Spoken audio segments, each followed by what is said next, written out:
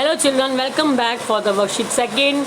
In this I have given you many questions and some of the things I'll be discussing in the next live classes, but I have given you the worksheet. Okay, if we have done that live class, in the live class it's very easy, and if you have not done it then don't get panic. I'll be discussing and I'll be explaining you nicely again. Okay. Now write the formula by cross multiplication of the following. This I have given you in module number 4, but I'll be explaining you again. What we do in this, we write the name, we write the symbol of the particular element under that, and then again under that we write the valencies, and we do the cross multiplication as you do in the maths. Okay, so the formula of magnesium chloride, sodium chloride, carbon dioxide, water and ammonia I have given in the paper. I've discussed here. You can see this. So yeah, you can see this very easily. Magnesium under, because the symbol of magnesium is Mg and the symbol of chlorine is Cl. I've already discussed you कि जब first alphabet से related कोई और element होता है तो हम उसके साथ उसका दूसरा अल्फ़ाबेट ले लेते हैं जो स्मॉल अल्फ़ाबेट होता है. Okay, so Mg and Cl. So Mg has got 2 valency, Cl has got 1 valency. If we do cross multiplication, we get the formula. Mg को 1 से मल्टीप्लाई करा, Cl को 2 से मल्टीप्लाई करा, तो फॉर्मूला बन गया हमारा MgCl2. Okay, in the same way carbon dioxide, carbon का वैलेंसी 4 है, ऑक्सीजन की वैलेंसी 2 है. उसके लिए हमने उसकी वैलेंसी लिख दी है, या आपको वैलेंसी याद करनी पड़ेगी. ओके, और अगर हमको पता है कि 4 और 2 किससे डिवाइड होते हैं, 2 से. This I have already discuss in the module 4 also. Then also I am telling you because it's very important. I be explaining you in the live class also. So इसको हम दोनों से 2 का डिविजिबल है तो हम इसको 2 से डिवाइड करते हैं. 2 से कट होके तो 2 और 1 आ जाता है.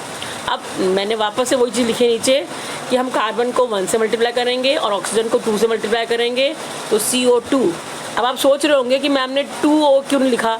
तो ये रूल होता है कि हम उसको जो भी वैलेंसी को मल्टीप्लाई करते हैं तो नीचे लिखते हैं. आगे लिखा तो इसका मतलब क्या होता है, वो मॉलिक्यूल बन जाता है.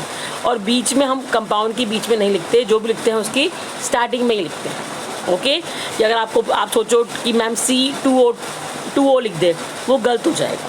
हम हमेशा CO2 ही लिखते हैं, ये रूल होता है. Okay, next is sodium chloride. You can see sodium chloride NaCl. Okay, sodium को बोलते हैं हम Na, को क्लोराइड को बोलते हैं Cl. Na की वैलेंसी भी 1, क्लोरीन की वैलेंसी भी 1. हमने क्रॉस मल्टीप्लाई किया तो हमारा आ गया NaCl. Okay, next is water. हमें पता है वाटर का फॉर्मूला क्या होता है, H2O. अब आपको समझ में आएगा कि वाटर का फॉर्मूला H2O ही क्यों बना. ओके, क्योंकि H की वैलेंसी क्या होती है 1, ऑक्सीजन की वैलेंसी क्या होती है 2. ओके, जब हमने क्रॉस मल्टीप्लिकेशन किया तो H को 2 से मल्टीप्लाई हो गया, O भी 1 से मल्टीप्लाई हो गया, तो इसकी फॉर्मूला बन गया H2O. तभी H3O HO नहीं होता. ओके, और क्योंकि हाइड्रोजन के पास 1 इलेक्ट्रॉन होता है, ऑक्सीजन के पास 6 इलेक्ट्रॉन्स होते हैं, तो उसको 2 चाहिए होते हैं, तो वो उनसे कॉपी कर लेते हैं, उनसे एक्सचेंज कर लेते हैं. Okay, now ammonia is NH3. N की वैलेंसी 3, H की वैलेंसी 1, तो वो क्रॉस मल्टीप्लाई हो गया तो क्या बन गया अमोनिया. Okay, NH3. तो इस तरह से हमारे कंपाउंड्स के फॉर्मूले बनते हैं, सिंबल बनते हैं, सिंबल के हेल्प से हम फॉर्मूला बनाते हैं.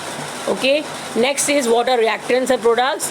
The elements or compounds that react are called reactants, and they are placed always on the left hand side of the arrow, and products which are formed as a result, and they are placed always on the right side of the arrow. Balance equation, the number of atoms of each element on both the sides should be equal. अगर हम count करें तो जितने electron proton इधर है उतना ही वो दूसरी तरफ भी उतना ही होना चाहिए. मतलब रिएक्टेंट्स की तरफ और प्रोडक्ट्स की तरफ दोनों सेम होने चाहिए. अगर सेम नहीं है तो वो है अनबैलेंस इक्वेशन, सेम है तो वह है बैलेंस इक्वेशन. आपको मैं बैलेंसिंग करना अभी नहीं सिखा रही हूँ, ना ही मैं आपको टेस्ट में दूँगी. ओके, जब हम कभी बाद में डिस्कस करेंगे तब हमको बताऊँगी. ये आपकी क्लास 9th में आता है, 7th में भी होता है, but because you are to we have not met together like that, so I'm not able to explain it in the live class. If we get the opportunity to explain, I'll do it. Okay, next is anion. अभी आपको अच्छी तरह पता क्या होगा, electrons, atom जो electron दे देते हैं उनको ऊपर पॉजिटिव चार्ज आता है तो उसको बोलते हैं केटायन, और जो ले लेते हैं गेन करते हैं उनके ऊपर नेगेटिव चार्ज आता है, उसको बोलते हैं एनायन. ओके, उसी के बेस पे क्वेश्चन नंबर F की एक्सरसाइज में आपका फर्स्ट और सेकंड क्वेश्चन है. ओके, ये 5th नीचे आंसर ऊपर 5th लिखना है आपको. F एक्सरसाइज का 5th क्वेश्चन क्या है, वो अगर एस के पास 12 प्रोटॉन्स है, 12 इलेक्ट्रॉन्स है। आपको मैंने कहा था किसी भी एलिमेंट के पास इलेक्ट्रॉन और प्रोटॉन दोनों क्या होते हैं, सेम होते हैं। अगर उसने 2 इलेक्ट्रॉन दे दिए तो इलेक्ट्रॉन तो कम हो जाएंगे, उसके पास प्रोटॉन वही की वही रहेंगे। तो इलेक्ट्रॉन तो हो गए 10 और प्रोटॉन हो गए, प्रोटॉन 12 के 12। नेक्स्ट बी पार्ट है इसका कि उसका 17 प्रोटॉन है, 17 इलेक्ट्रॉन है और उसने एक ले लिया।